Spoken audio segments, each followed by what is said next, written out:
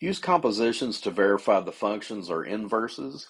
This is an algebraic technique that will let you check whether two functions that you have been given are inverses of one another. Using composition, we're going to take in this first composition f composed of g of x. We're going to take function g and put it inside of function f. So 7x plus 2, we're going to put it right here in the variable of f. Okay, so first we have this circle notation, that's for composition. Another way to write that is to take the circle out, collapse your notation down. So you would read that as f of g of x, f composed of g. So let's rewrite g of x with 7x plus 2. That's what it's defined as. And then we're going to take 7x plus 2, substitute it into f. That gives us 7x plus 2 minus 2 over 7. Plus 2, negative 2, they're going to cancel each other. That leaves us with 7x over 7. Now our 7's cancel and leaves us with x. When we do the composition the other way, we're going to be able to determine whether each function undoes the steps of the other one. And so when we reverse the order, g composed of f of x, writing that in collapse notation, g of f of x, we replace f of x with what it's defined as, and that's x minus 2 over 7. Then we substitute that into g. That's going to be 7 times x minus 2 over 7 plus 2. This whole function goes in for that variable. Our 7's cancel, leaving x minus 2 plus 2. Our 2's cancel, leaving x. Visually, functions and their inverses have a really nice relationship. And let's investigate. First, g of x would be the easier of the two functions to graph. G of x, recall, is 7x plus 2. That is slope-intercept form, y-intercept at positive 2, slope of 7. So that graph will be done in black, y-intercept at 2. If we go up 7 over 1, we have another point on the line. We could also backtrack down 7 and left 1, because with a constant slope, the rate of change is predictable. It's linear. Now, our first function, x minus 2 over 7, if we rewrite that with a common denominator of 7 and split our terms, we have 1/7 x minus 2/7. This is also slope-intercept form, but it's a little bit harder to eyeball where you would need to cross at negative 2/7. The slope of 1/7 isn't bad, that's up 1 over 7. But let's go back to the black graph, the graph of g of x. We've labeled some friendly points on here. We have 1, 9, 0, 2, and negative 1, negative 5. When you invert, you transpose your numbers or swap places. This point becomes negative 5, negative 1. This point becomes 2, 0. And this point becomes 9, 1. If you swap the order of your points on one function and then replot them, when you connect those new points, you'll get the graph of your inverse. This light gray line y equals x, it's a line that goes through all points that have the same x and y value, like 2, 2, 3, 3, and so forth, the origin. A function and its inverse function will be symmetrical across this diagonal.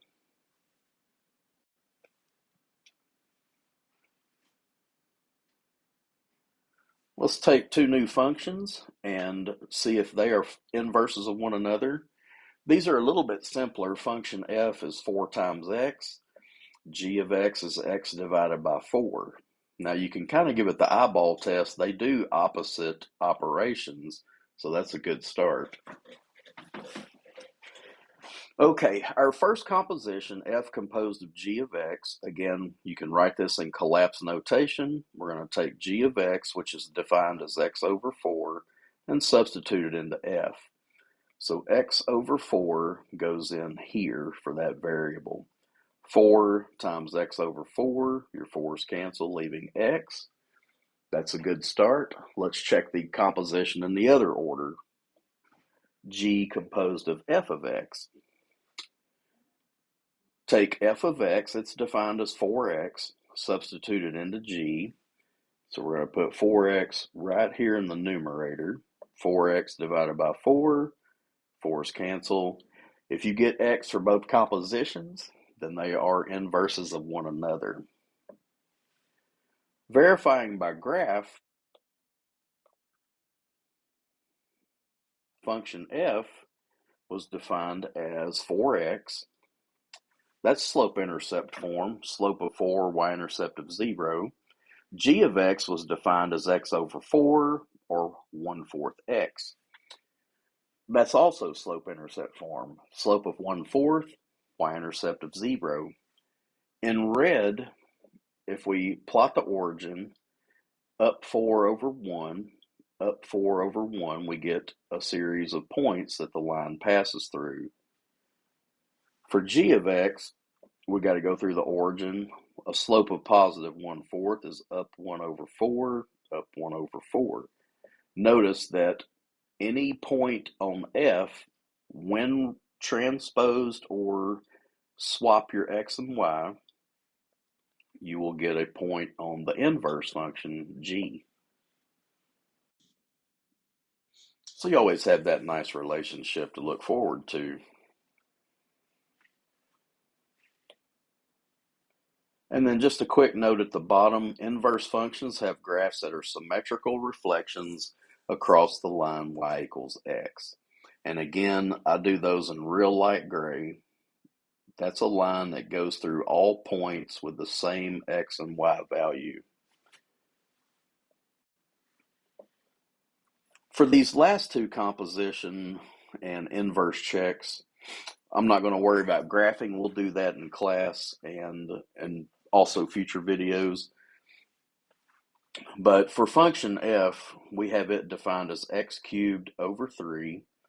Function g is defined as the cube root of 3x. Now, given this the eyeball test, if you were to plug a number in for x, remember that's going to be your input, you do two things to that number. First thing you do is cube it, and the second thing you do is divide by 3. Those are the order of operations. Cubing and dividing by 3.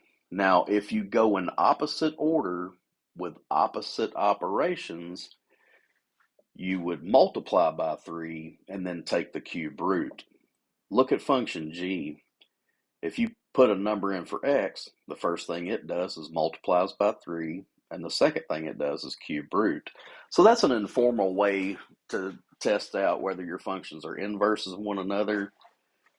Whatever function f does, g has to do the opposite in opposite order.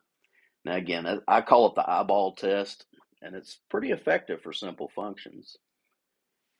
Let's go into our compositions to verify. First composition is f composed of g of x. So I like to write that in collapse notation. Take g of x, it's defined as cube root of 3x, substitute it into the variable of f.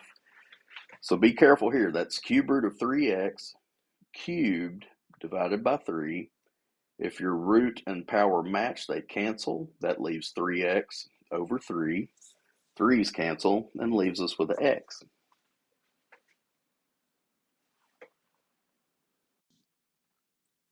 When we check the composition in the other order, g composed of f of x is defined as x cubed over 3. Substituting into g, that's going to be cube root of 3 times our substitution. 3's cancel, cube root of x cubed. Those powers, or the power and the root match. 3 divided by 3 is 1, so that's x to the first. Both compositions equal x, so those two functions are in fact inverses of one another. And then our last example for the video, we have function f defined as x squared minus 1 divided by 2, and function g is square root of 2x plus 1. Function f, its job is to take an input number or value. First thing is to square. Second operation will be to subtract 1. And third operation is to divide by 2. Square, subtract 1, divide by 2. If you go opposite order, opposite operations, then you will be multiplying by 2. And remember, x is any input. Multiply by 2, add 1, and then take the square root. So this pair of functions passes the eyeball test, but to be sure, we need to put them through the composition test. Okay, so f composed of g of x is defined as square root of 2x plus 1.